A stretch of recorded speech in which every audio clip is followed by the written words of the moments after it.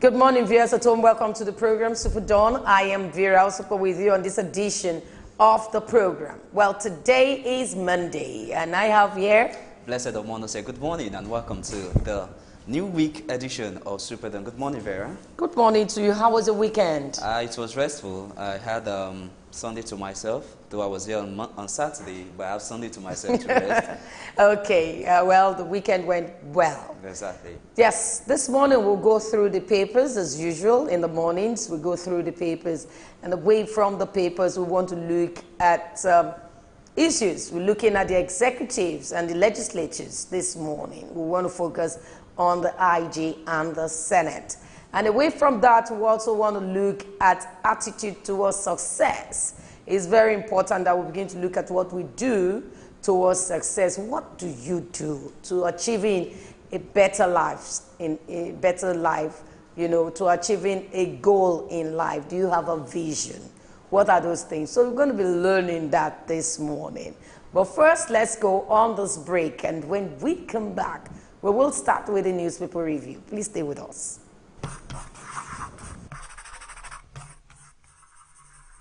SuperDawn, your daily live current affairs program where topical issues that border on politics, economy, sport, and sizzling national issues are analyzed, now holds every Monday to Friday, 8 a.m. to 10 a.m. on Superscreen Television. Let your voice be heard. Join us.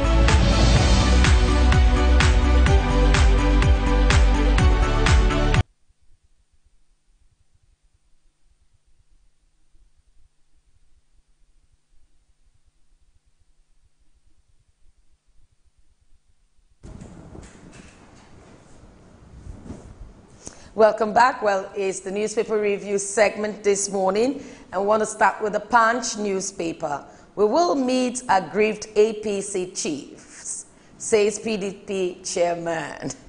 Okay, we will meet aggrieved APC chiefs, says PDP chairman. Well, the People's Democratic Party has begun to plan to meet aggrieved members of the All Progressive Congress, otherwise known as the new PDP, though the party has been meeting with individuals to form a coalition against the ruling All Progressive Congress in the past. It was, however, gathered that the main opposition party had stepped up consultations following the open declaration by the members of the NPDP, who are now in the APC, that the ruling party and President Muhammadu Buhari last week were marginalizing them. Well, we talked about this last week, and we said there on this platform that whatever their grievances are, they should come together and sort it out. Having another party emerging from another party at this point of our political phase, it's not what we need now. So whatever they need to do to just put their house in order, let them do. The PDP, that's the existing PDP, not the new one. The existing PDP are also looking out. 2019 is what everybody's watching out now. So if they don't put their house in order, it might just be a blow on them. And they want to use opportunity to bring these people back to them. Exactly. So politics is taking place. Exactly. 2019 is around the corner. That's it. And so we see loads of things. Well, in the papers also this morning, we have here, it says, Saraki's appeal won't stop my resumption, says Omo Agege. Saraki's appeal won't stop my resumption.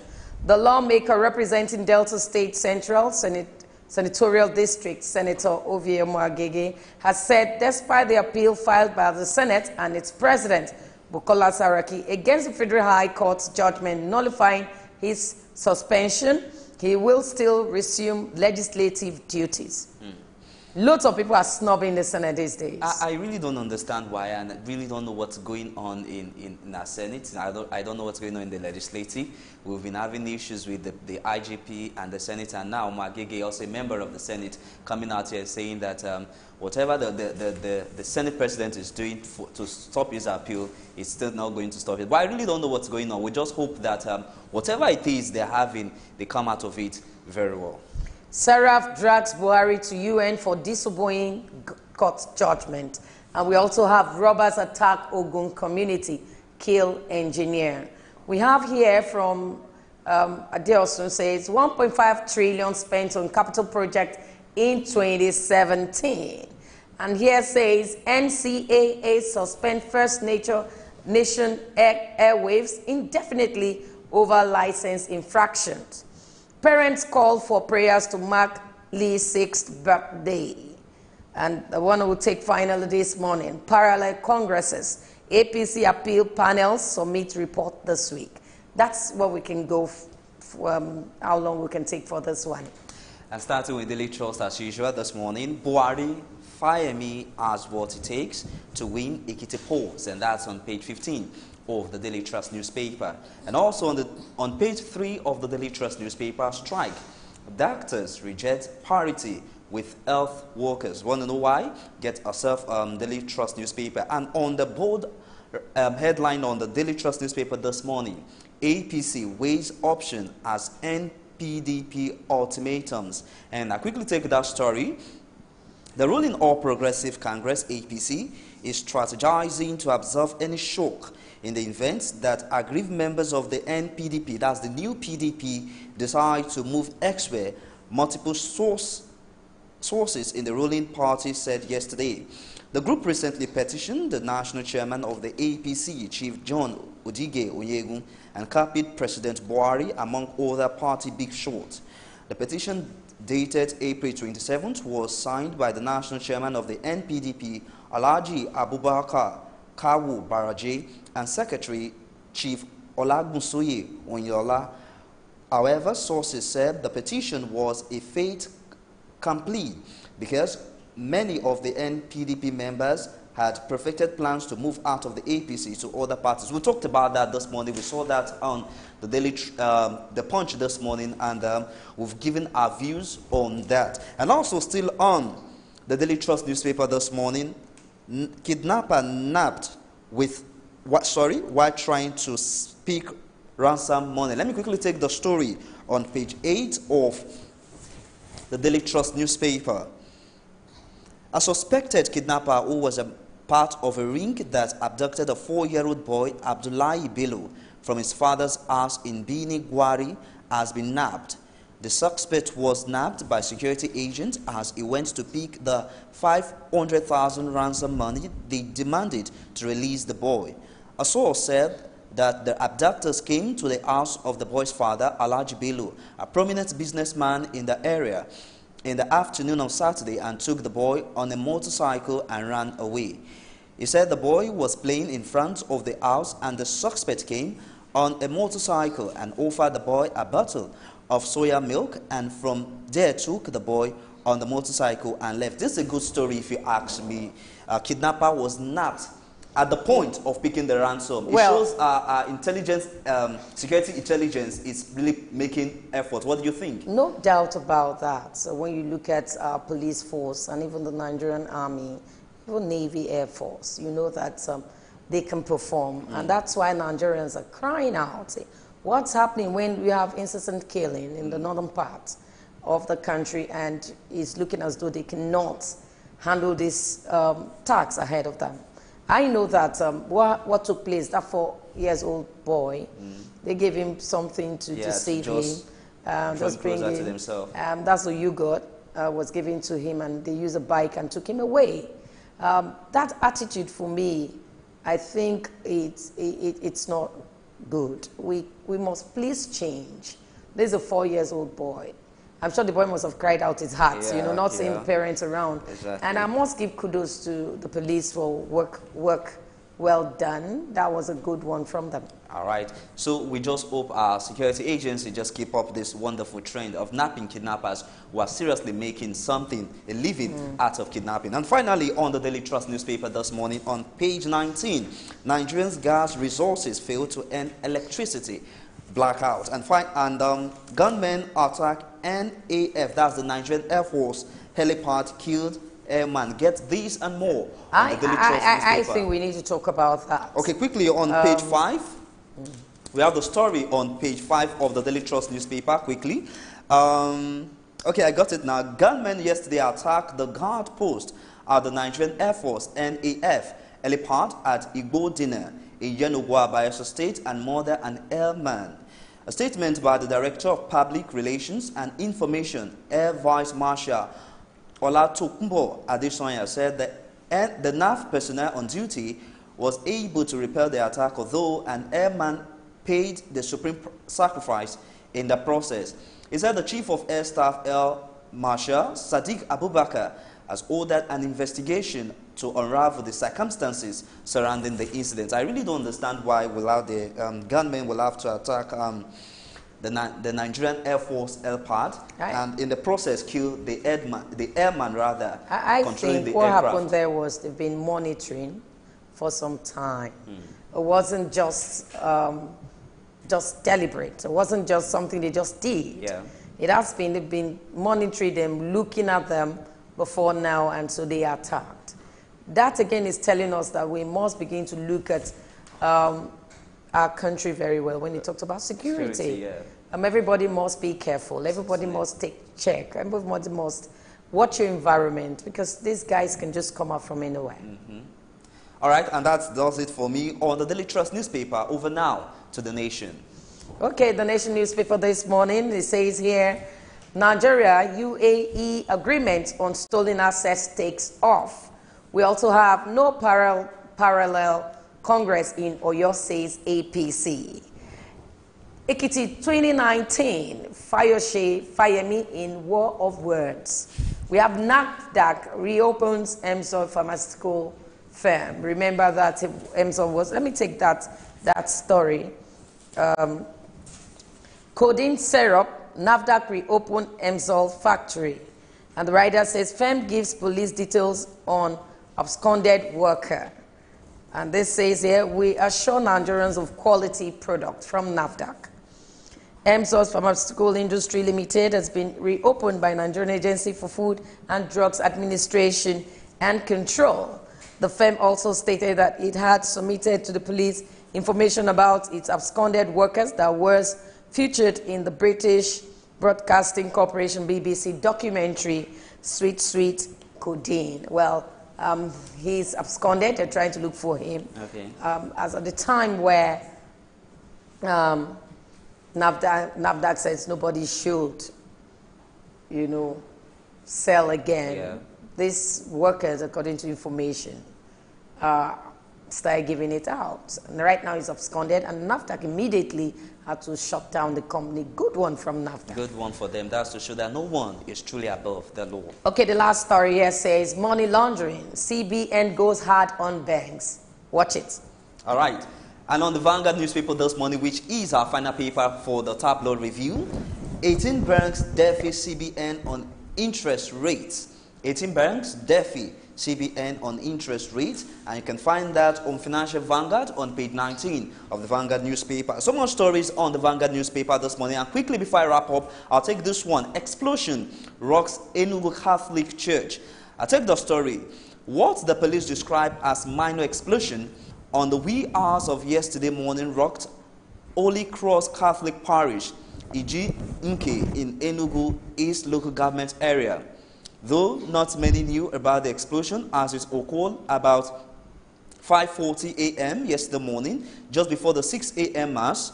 The incident had caused worry for Enugu residents. The parish priest in charge of the church, Reverend Father Emmanuel Oko, said the explosion occurred around 5:40 a.m. while he was preparing for 6 o'clock mass. He said that the sound shook the church, and people in the neighborhood were thrown into confusion, while those in the church scammed for safety.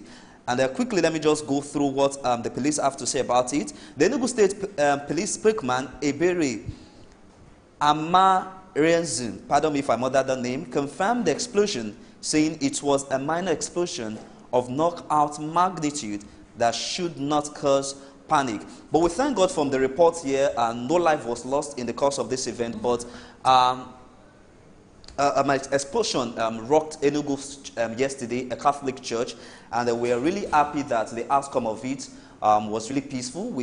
Peaceful in the sense that no life was lost. And I just hope that when such a thing as this happen, our security agencies... We pray that we thank God first, no life was lost. And secondly, I think they need to find out what happened there first, because we don't know what really happened there. Okay. But we just thank God that, hey, you can imagine on the Sunday morning, Sunday Mass, where people are loads of for people.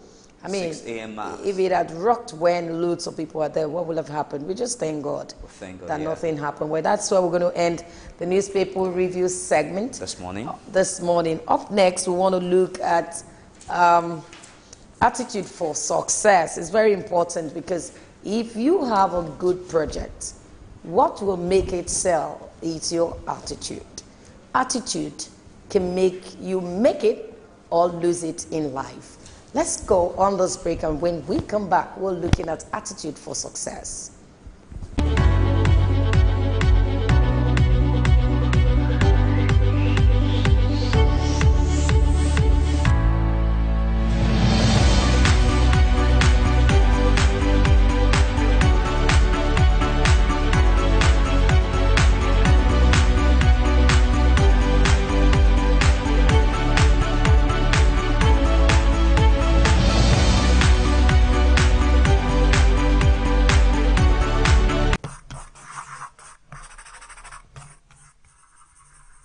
SuperDawn, your daily live current affairs program where topical issues that border on politics, economy, sport, and sizzling national issues are analyzed, now holds every Monday to Friday, 8 a.m. to 10 a.m. on Superscreen Television. Let your voice be heard. Join us.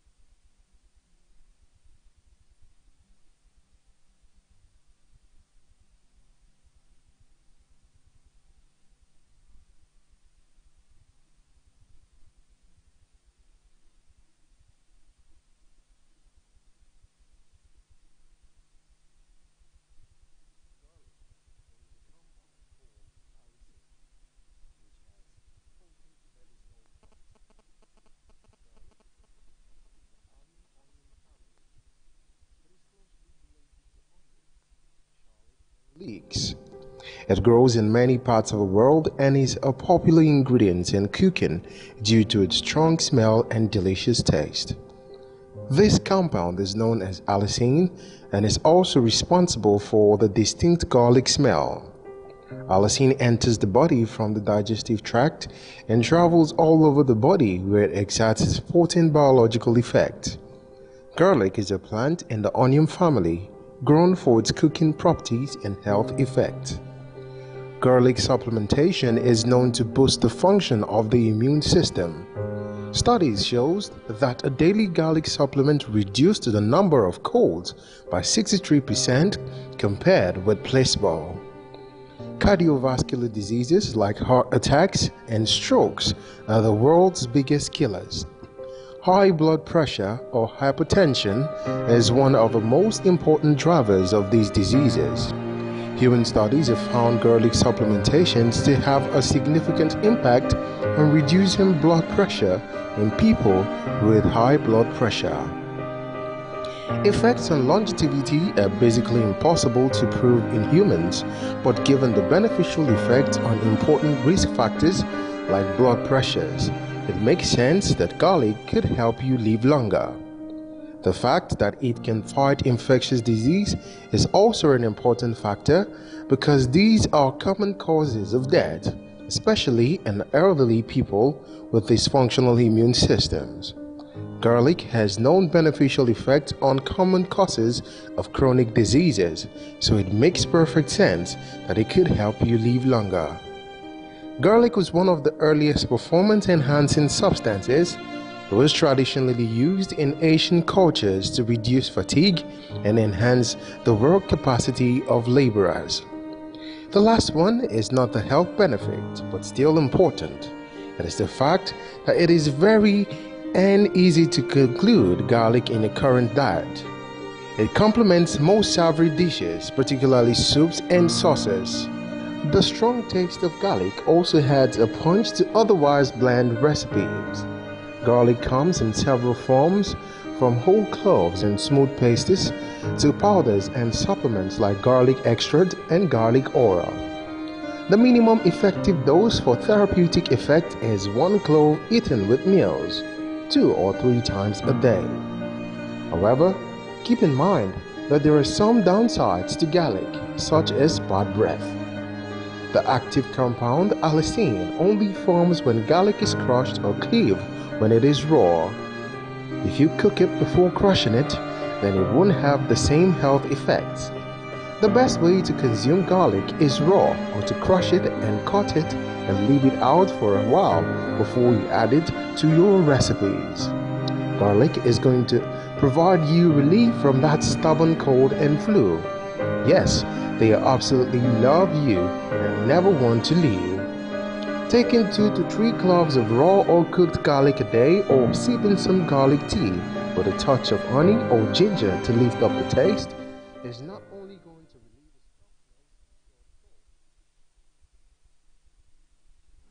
Welcome back. It's very important to identify what you really and also recognize what you want in life.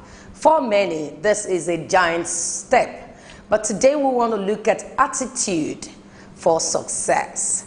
And with us this morning, we have Sister Vendati. She is an international motivational speaker. Good morning to you. Good morning, my dear. Good morning, ma'am. Good morning. We're looking at some people don't know how to make a success in life. And some people do, but some people will still want to strive more. We're looking at attitude towards success. What do you think good attitude towards success in life? Good morning. I'm Good so morning. happy to share my view about this subject because I'm working with this subject last 53 years with Brahma Kumar Institution. And I can say that because I learned the true attitude for success, I never got failure in 53 years, I can tell you. Now, what's happening that people are forgetting that thought is a seed of everything. Thoughts. Thoughts, Yes. thoughts. What do you think it happened? Now people want success, but two things going in their mind, whether I will get success or I will not. So the doubt is creating more confusion in their thought. So the first step, that thought should be so positive and powerful for success that I will get success. In 1974, I came in Africa. From that time, I had thought, I will never go back India. I will visit, but I will settle in Africa, my Africa. I want to work in Africa. My brothers and sisters in Africa. I want to do social service in Africa. I want to create peace projects in Africa. And last 43 years, I'm in Africa. And every step, our branch, every country in Africa, wherever I go, they welcome, because my thought, I want to work, I want to work, I want to work for humanity.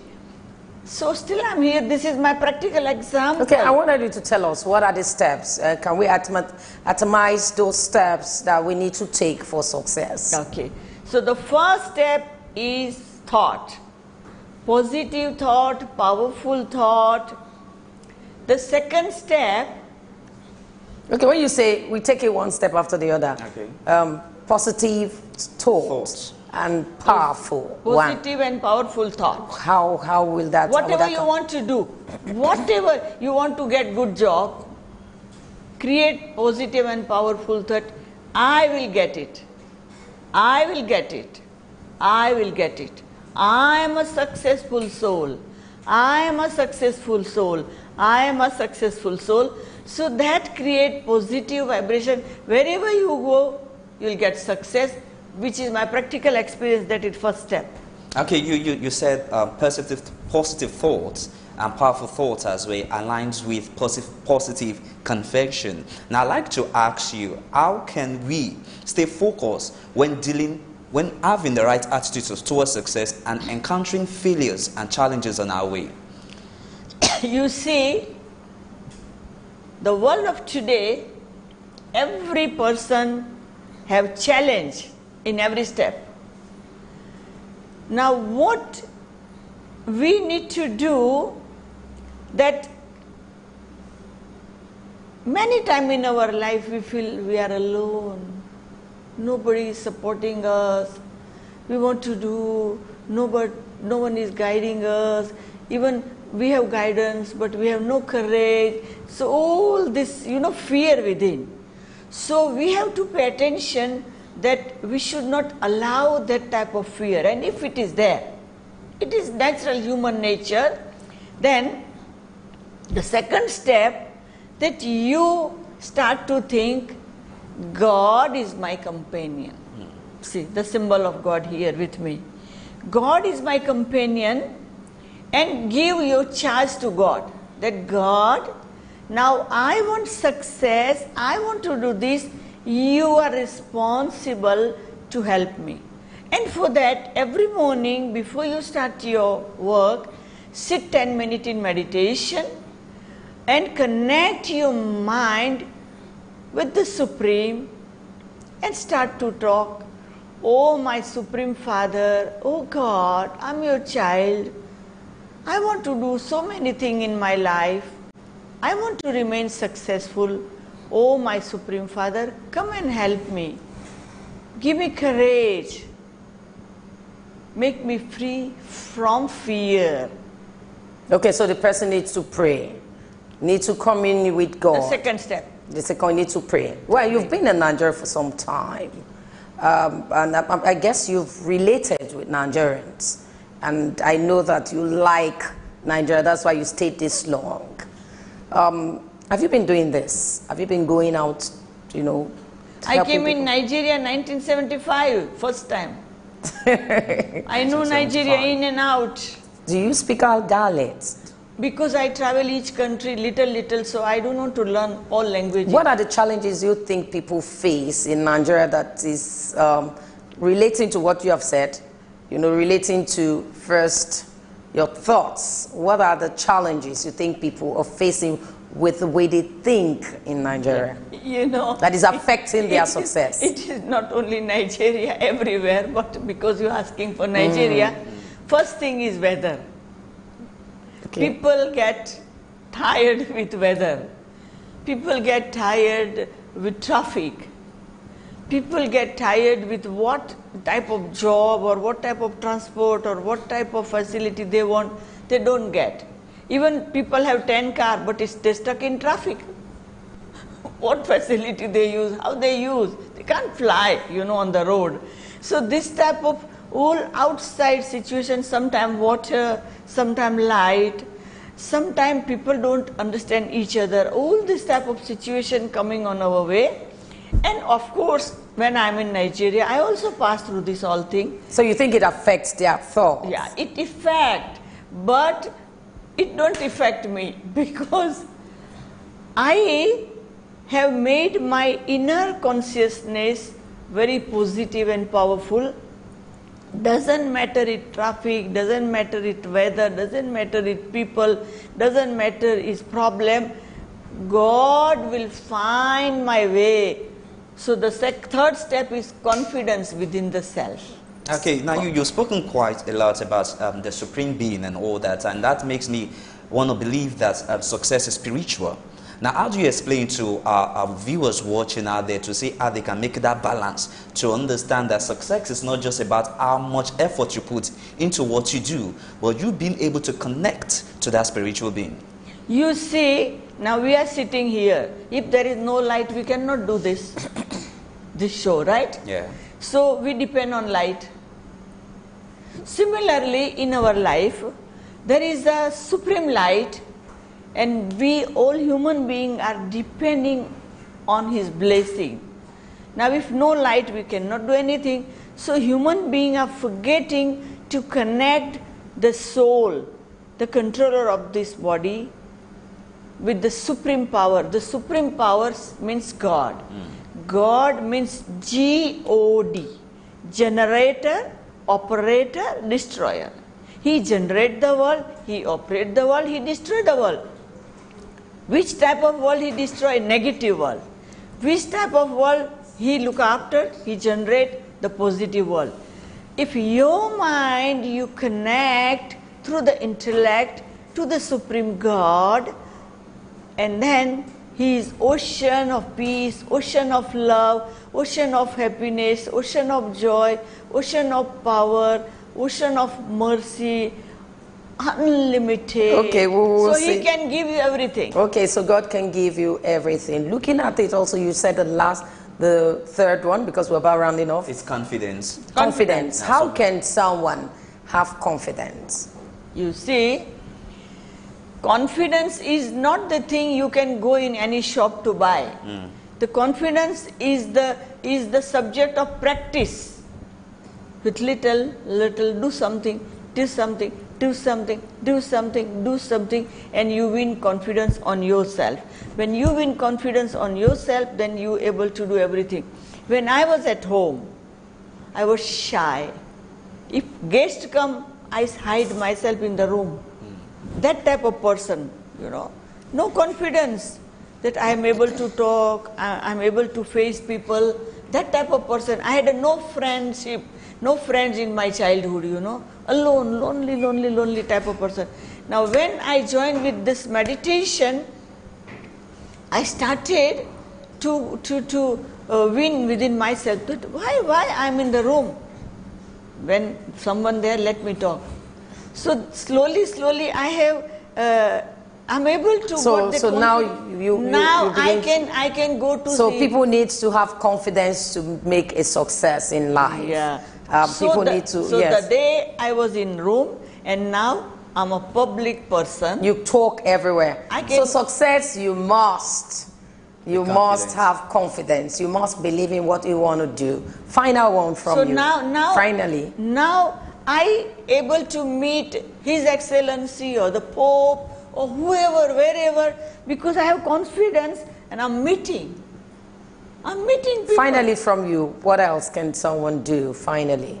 As we wrap up now, what do you think are the final attitude one can inculcate towards achieving success? Okay. So first is the positive thoughts and the powerful conviction. And second is keep away from fear. And third is confidence. So now fourth step. The fourth step is I have done it before and I will do it now and I will able to do in future. So our mind connect with past that this is not first time I'm doing, I have done before, I'm doing now, I'll able to do. So that create more intoxication. Energy. That gives you more confidence. This is not first time.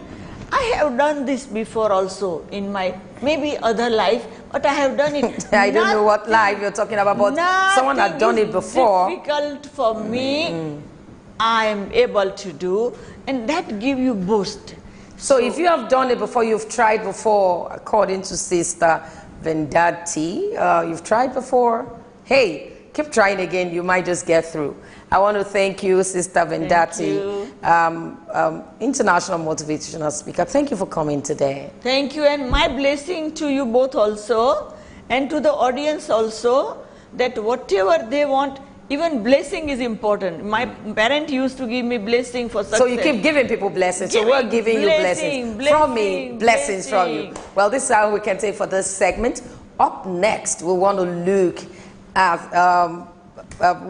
at executive and legislators focusing on the Senate and the IG. We'll go on this break. We'll be right back.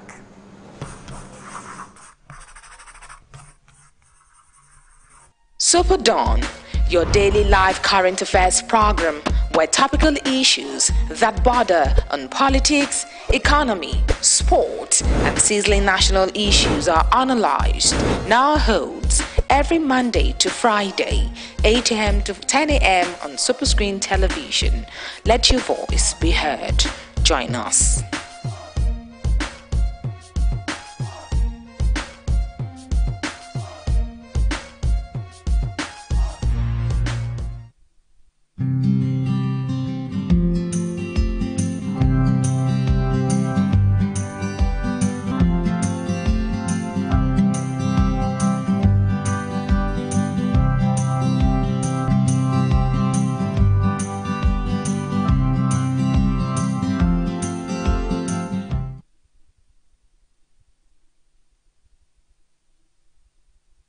Ginger is a very popular spice that is used widely in cooking and can be processed in a variety of ways. It has quite a unique flavor and is an ingredient used in many savory foods. It also has long been used as a remedy for various ailments, whether alone or in conjunction with other herbs and spices. And researchers continue to show just how effective it can really be. Ginger has several benefits as it contains a compound known as 6-gingerol. The compound has so far shown that it might be able to slow or even stop cancer cell growth in prostate, pancreatic, and ovarian cancer. If abnormal or damaged cells are able to start growing out of control, then a cancer may occur. An early test indicates that ginger could hold the key to the treatment. The good news for nausea sufferers is that ginger has been shown to be quite effective at relieving the symptoms. Nausea can be very unpleasant symptoms and can have a variety of causes. Ginger has long been used by sailors as a remedy for seasickness and can also help patients recover through nausea symptoms after surgical operations. Many people have difficulty controlling their blood sugar level. If there's too much sugar in the blood, very serious complications can occur. Studies have shown that consuming just 2 grams of ginger powder every day can reduce blood sugar levels by 12%. It can also make improvements of around 10% in the long term. It also has a positive effect on oxidized lipoprotein, which can have a significant effect on heart diseases. Menstruation can be quite an unpleasant experience for many women, with some suffering painful cramps and headaches every cycle. Pain during menstruation is known as dysmenorrhea and is a very common problem. Studies have shown that just a single gram of ginger a day can be enough to reduce both the duration of pain and their intensity. Every day we use our joints, and this results in wear and tear. Over time, this can result in a condition known as osteoarthritis, which is a fairly common ailment amongst older people. It can be very painful and can lead people to be unable to use their joints effectively. Studies have shown, though, that symptoms from osteoarthritis can be reduced with the help from ginger. Infections can really be quite unpleasant, and they can also be very easy to pick up. Though there are treatments available, it would clearly be not to get an infection, but ginger could help. Ginger contains a substance known as gingerol, and studies have shown it to be very effective in combating infections such as bacterial infections, viral infections, and some fungal infections. Stomach ulcers are painful lesions that are found on the stomach's internal lining. They are caused by a lack of protective mucus that protects the stomach's internal lining, allowing the lining to be harmed by stomach's digestive enzymes. Stomach ulcers are less likely to occur among people that consume ginger powder. One study shows that ginger can be effective at helping to prevent aspirin-induced stomach ulcers, in particular by blocking the activity of the enzymes responsible. One of the main causes of indigestion is a delayed emptying of the stomach, while an inability to digest as effectively as usual is also a common cause. Tests have shown, however, that ginger is able to speed up the emptying of food from stomach, which helps to prevent indigestion. Heart disease and high cholesterol levels are very closely linked. High cholesterol levels can lead to the buildup of cholesterol in the arteries, potentially blocking them. This can be and often is fatal. The cholesterol that is responsible for heart disease is known as LDL. A study was undertaken on people with a high level of cholesterol, which showed that in 45 days, 3 grams of ginger powder a day caused a considerable reduction in the cholesterol levels. Another study in rats shows that ginger was able to reduce cholesterol levels as effectively as atorvastatin, which is a drug used for this purpose. Oxidation causes stress in the body and helps to cause it.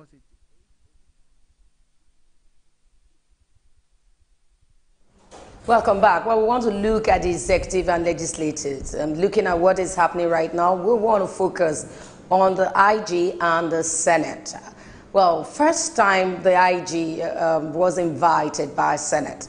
The IG didn't turn up, so lots of people thought he had a busy schedule looking at security in the country.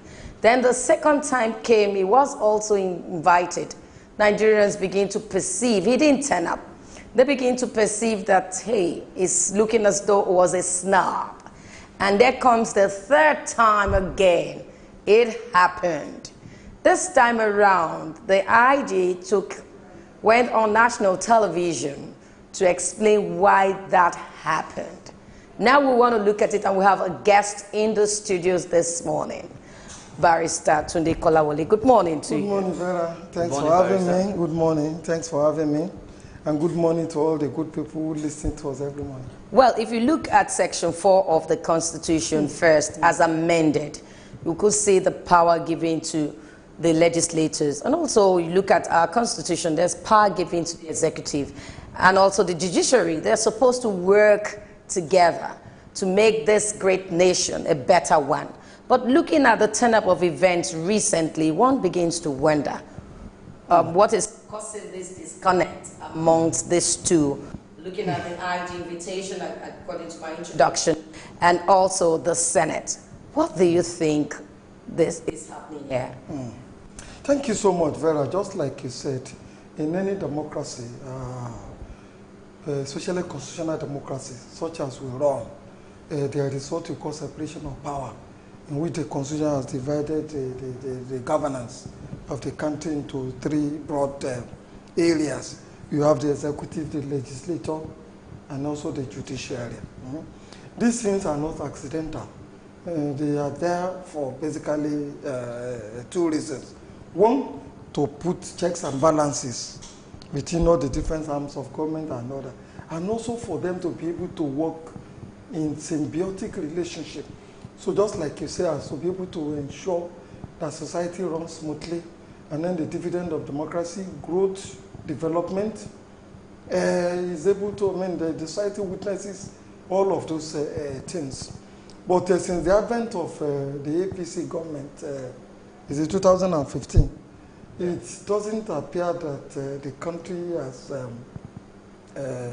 been able to see a kind of harmonious working relationship between all these different arms of government. Why it is so is basically political. Political in the sense that you find out the APC as a government can be described as a kind of cobbler's work. What do I mean by cobbler's work? It is a party that was already cobbled together by people of different ideas or different ideology or different value, basically for the purpose of capturing political power, basically for the purpose of evicting the previous government from the previous government administration from government.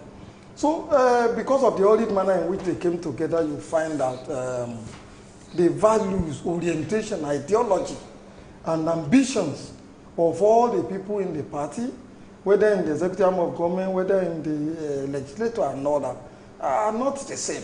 So you have found them working at cross purposes. I think that is the reason why we have largely have the differences that we have had since the advent of this administration. Okay, now, Barrister, looking at what is going on right now, with the Senate having summoned the IG for the 4th time, and the IG has refused to show up, and then the commissioner for police legal department of the force headquarters came out last week in person of Mr. David Igbodo, saying that the IG has every right under the constitution to send a representative of him to represent him at the Senate hearing. Now, I'd like to ask you this question now. With what is going on now, don't you think that people are not taking powers into their own hand with what is going on right now? Honestly speaking, I agree with you. But before I delve into that, let me say this. All decent societies all over the world, societies that believe in the rule of law and aspires to good governance, are always ruled by 4 or 5 principles and precepts. You have law, you have precedent, you have protocol, you have custom. It is not everything that you can put into the constitution. It is not everything that you can codify into law. If we are to put everything in the Nigerian constitution, it will be so voluminous, it will become so unwieldy that it will be difficult for us to be able to operate or use the constitution for any meaningful governance.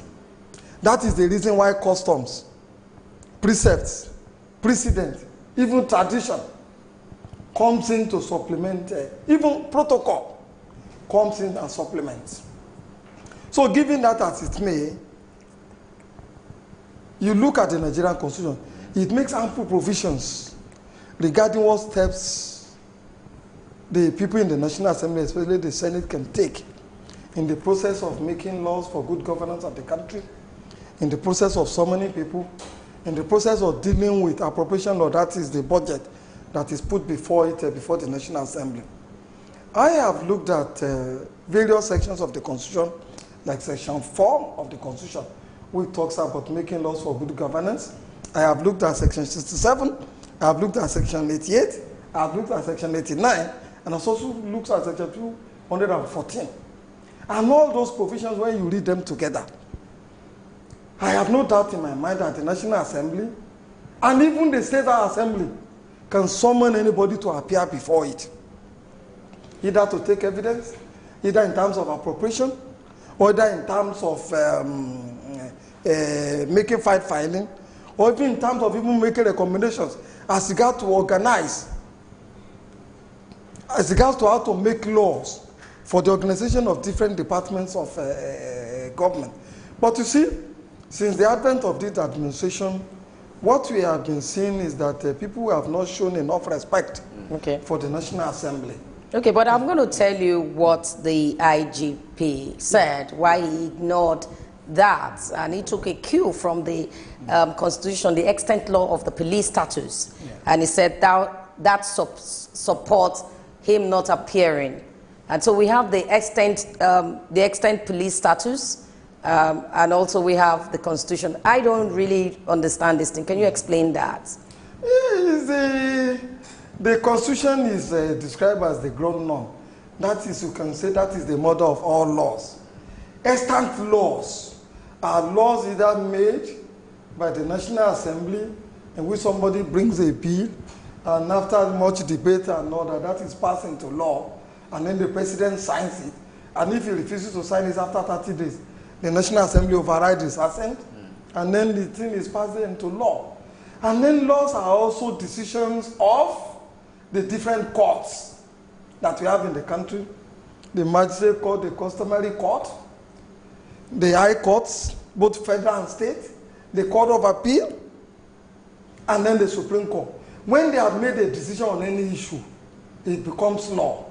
Take, for example, the differences or the issues surrounding the Omagege controversy. On more than 4 or 5 occasions now, either a state assembly has had cause to suspend any of its members, or either the National Assembly have had cause to suspend any of its members. You remember in Dume's case, you remember Dina Melaye's case, and then you remember Jubilee's case. And each time those cases have gone to the courts and all that, the courts have always said that the National Assembly, both the Senate and the House of Representatives, and the state houses of assembly do not have powers to suspend any of their members beyond 14 days. So that decision of the court is law. If the National Assembly were to be attentive or to be alive to the decisions of our courts, they would not have gone in after those series of decisions to begin to suspend people on Okay, I will tell you why I said, why I asked that. For the number of days that they have suspended. I'll tell you why I asked that question, because the IG gave us reasons why he didn't turn up. He said it was, that invitation was a deliberate blackmail, witch hunting, unfortunate, and very mischievous, and that's why he did not turn up. With the Constitution, is it right about it? With due respect, let me say this, that is shocking, and that ordinarily ought not to come from the might of the IG, or even the DIG who said is the AOC leader, the one in charge of police and legal department. Those utterances. Let me say this, the police IG is a civil servant, and it's also an appointee of the government. The people in the National Assembly are the true representatives of the people. They were elected to represent the people. They have enormous powers to do and undo. So if it is the wisdom of the Senate to summon the IG of police and all that, whatever the IG may be doing as a civil servant, under protocol, under protocol, under custom, under precedent, under respect for the rule of law, under respect for the elected people, representative of the people, the IG ought to draw whatever he's doing, assign it to somebody else, and go and answer to the callings of the Senate or the National Assembly. Even if it is the House of Assembly of the state that summons the IG. When you look at Section 4, Section 67, Section 88, Section 89, and Section 214 of the Constitution, the IG has no option other than to go and answer the calling. Let me ask you here, don't you think the IG is enjoying some backings from the executive? Because he is being appointed by the president. And I strongly believe that for the IG not to have responded to the Senate calling, don't you think the president needs to wade in? And why has the president not waded in for this long? Yeah, that is a very good question, very interesting one. When you look at the attitude of this president, it has always been to sleep when Rome is burning. Most times, questions are put to him, or Nigeria is inferno is burning. You don't see quick response from this president. In fact, sometimes, like it has happened in the IG's case, in which he asked him to go to Benue State, and the man never went. He was asked questions. He said he didn't know that the man never went there. So, this is not the first time. Professor Sage was summoned. He refused to go to the Senate. Ali in the custom was summoned. He refused to go. Baba Chalawa was summoned as well. They refused to go. So the president has been said. Most of these people work directly with the president.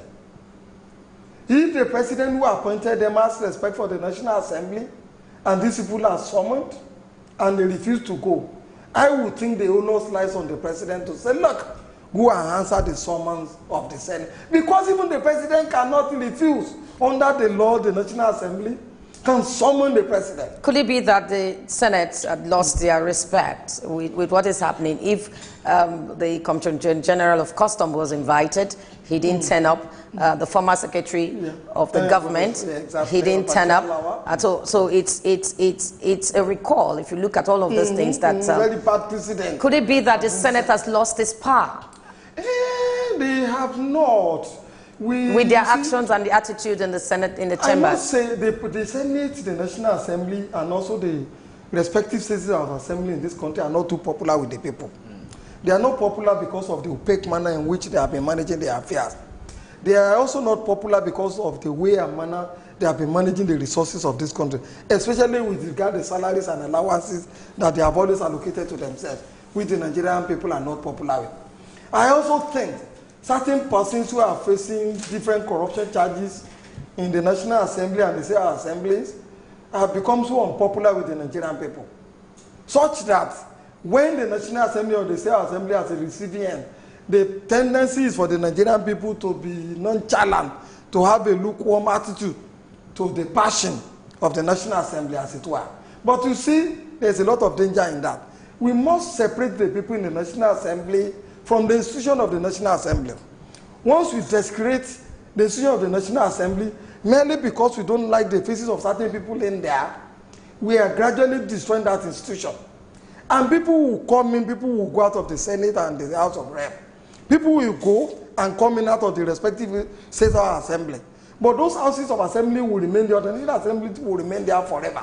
So no matter who may be there, we must not support anybody that tries to desecrate or destroy that institution that represents the truly, that symbolizes the power of the Nigerian people to be represented and to take decisions and then to make law for good governance of this country.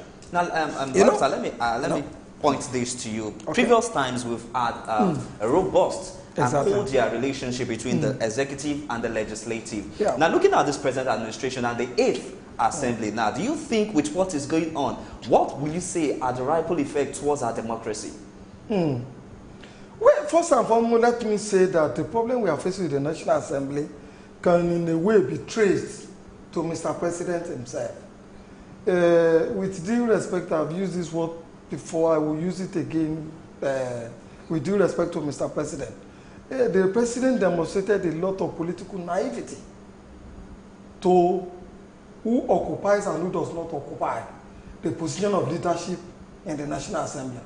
You know, when they were going to be appointed, the APC as a political party had earmarked certain persons to occupy certain posts in the National Assembly. But certain individuals also had their own respective ambition.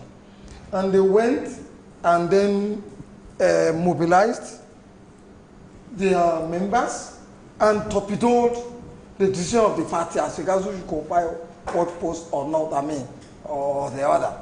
And ever since that time, there has not been peace between the executive and the legislature. If the president had insisted, and the people that the party had wanted in the national as leadership in the National Assembly had been there, probably those ones would have been more amenable to a more cordial executive-legislative relationship than the cantankerous people that we have in there now, because those people thought they got in there on their own pivot. So they don't owe any allegiance to the executive or to the presidency. They think they can do and undo. And in fairness to them, they control the majority in the National Assembly. Yeah. So that's why we're seeing what we're saying today. That is why we are seeing what we are saying. But lots of people have said that this is setting a bad precedence for democracy. Exactly. And looking at all of these things, remember how the Senate entered, the Senate President entered. Though he's part of this administration, but he's looking as though some of these things, when you look at his body language, as we put it, is not aligning to the party system, his party system, that's the APC party system. Is there something the president can do to make this relationship to sweeten both the executive and the legislature?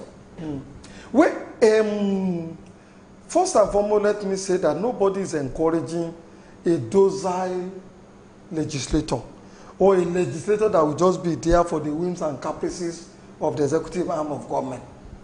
Once you have a docile legislator and another, that means the executive can always ride roughshod, not just on the legislature, not just on the judiciary, but also on the entire Nigerian people. So, but be that as it may, we also expect some level of cooperation. At least there must be some bottom line in which there is going to be agreement between the executive arm of government and then the legislator. For example, when it comes to appropriation, that is the budget. We don't expect any friction because that touches the life of every Nigerian people. We expect a speedy passage. As soon as the executive arm of government presents the appropriation bill to the National Assembly, we expect the National Assembly to look at it and pass it with dispatch. But that has not been the issue. There are certain other areas too in which we expect at least some harmonious working relationship between them.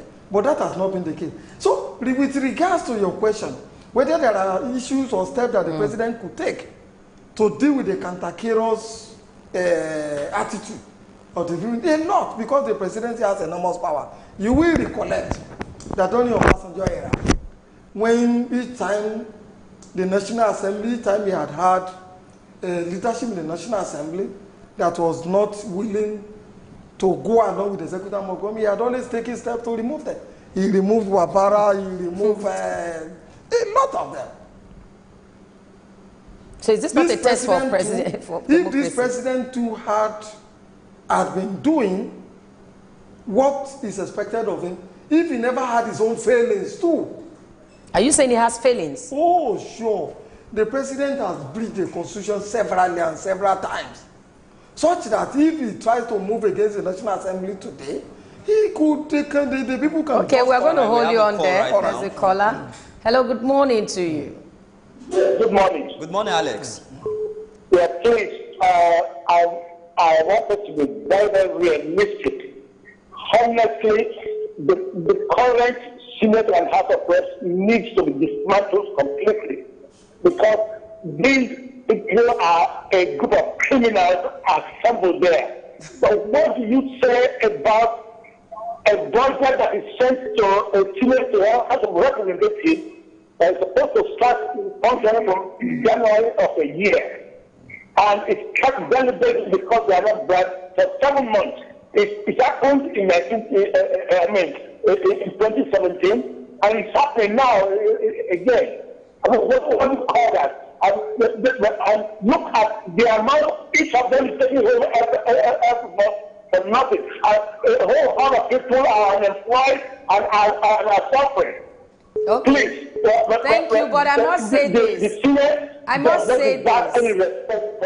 Alex, please don't call them criminals. That is a wrong choice of words.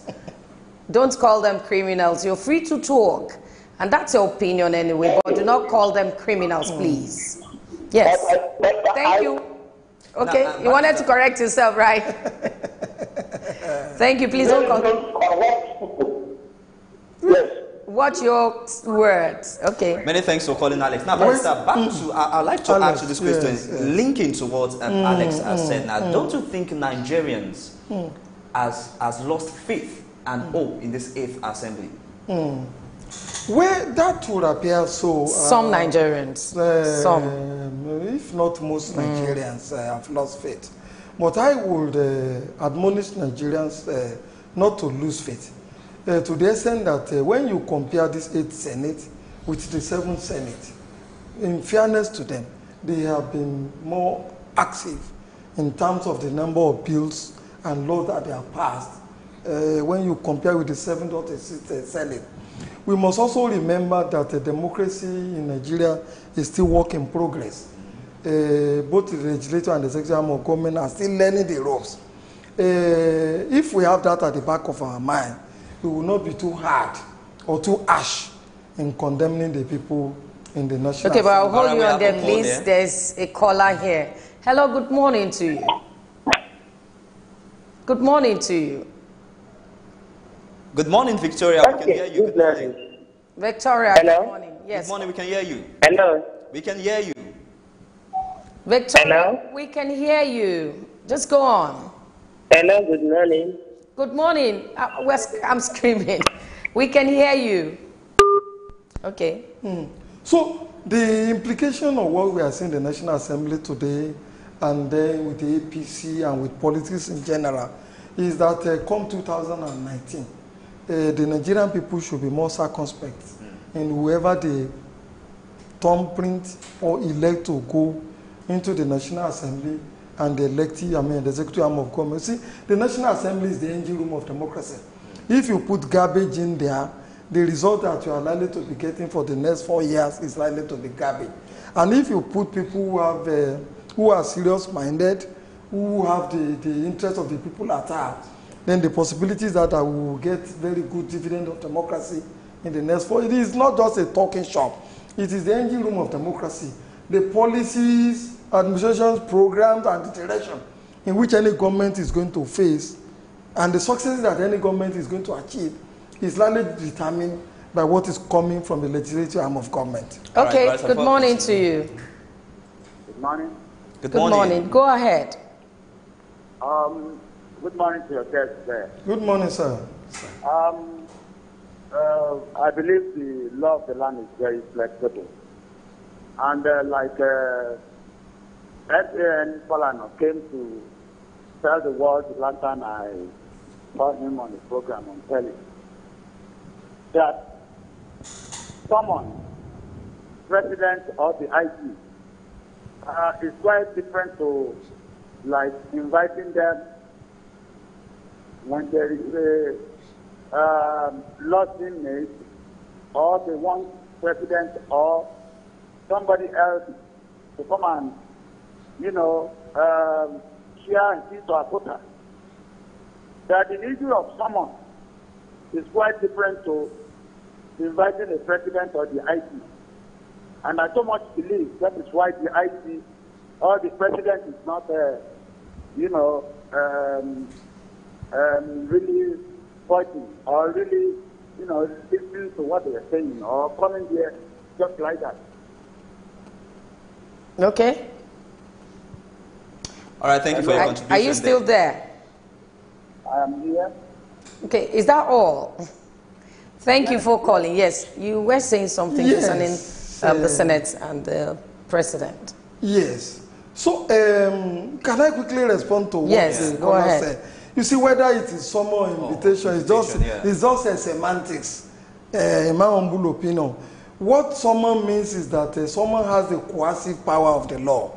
That is when you are summoned and you refuse to come or to obey, then the law can take its course, in which the Senate can order that to be arrested and then even prosecuted for disobeying for disobedience. Whereas an invitation, it is at the discretion of the person that is invited, so to say, to either honor the invitation or not. But like I've earlier on said, if we all agree that the National Assembly, especially the Senate, is the most powerful organ in the land, they are the true representative of the people. And that if we are not going to be setting a bad precedent, when an institution that can summon the president summons an individual, should such an individual not run and attend to the summons of the Senate? In my humble opinion, whether it's an invitation or it is a summon, anybody invited by the Senate or the National Assembly, or even a House of Assembly of a state, even if the IG is invited by the House of Assembly of a state, the IG ought to attend with alacrity. Okay, now that the Senate has exhausted all its options on the IG, what do you think will happen? Yeah, you see, that is the danger. I mean, that is the challenges or the problem that the National Assembly is facing. They do not have the coercive power to enforce whatever decisions or laws that they make. The coercive power to deal with the IGs in the executive arm of government. And if the president that the IG reports to has been aiding and abetting and condoning the attitude of the IG to the National Assembly, there is very little the National Assembly can do with regard to discipline of the IG or police. They can only wait for him in 2 areas, or 2 or 3 areas. If now there is a bill, an appropriation bill before the National Assembly, in which all the money to be spent by the police and all that is part of the appropriation bill before the National Assembly. The National Assembly can say, look, for the police that have refused to respect us, that have disregarded us, that have thought that we are nobody, we are not going to pass the appropriation bill with regard to the police until the IG honors our summons or our invitation. There are other times in which the police will need certain things too in this country, or even with regard to amendment of their laws. They will need the National Assembly. The National Assembly can say, look, we are not going to touch anything that has to do with the police. And if they need escorts, we have to wrap up now. If they need their police escorts, what will happen?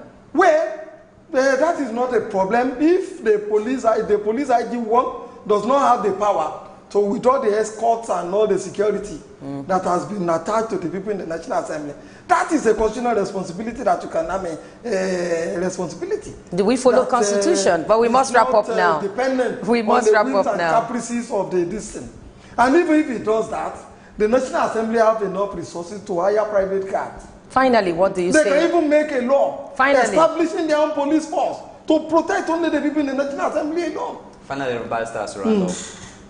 Well, I would want to admonish the IG of police to immediately go and honor either the summons or the invitation of the National Assembly.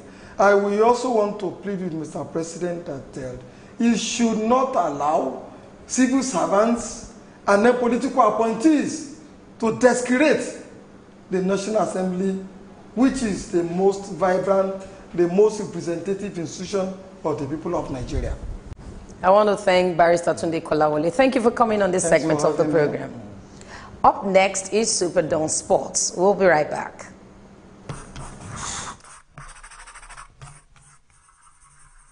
SuperDawn, your daily live current affairs program where topical issues that border on politics, economy, sport, and sizzling national issues are analyzed, now holds every Monday to Friday, 8 a.m. to 10 a.m. on Superscreen Television. Let your voice be heard. Join us.